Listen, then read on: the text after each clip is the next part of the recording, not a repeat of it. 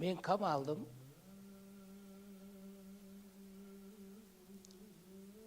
Qamalganimdan keyin mendan hech qanaqa darak yo'q uydagilarga.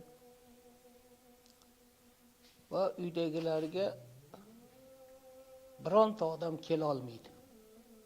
Xabar ola olmaydi. Chunki kelganki odam ishovi ketib qoladi.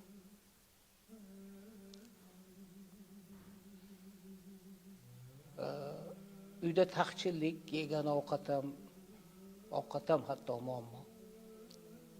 Non ham muammo. Shu paytda uyga bir tilamchi keladi. Uyga bir tilamchi keladi-da, tilanib keladi. Keyin endi tilanchi kelib, baribir nimadir berish kerak deydi-da, bu ayolimga aytadi, biron narsa berib oling deydi. Deganda ayolim borib nonni, pulni nimadir endi olib chiqib, endi bermoqchi bo'lsa, hali tilamchi, kelin qalaysizlar, yaxshimisizlar, yaxshi o'tiribsizlarmi, mana olib qo'yinglar deb bir narsani tashlaydi.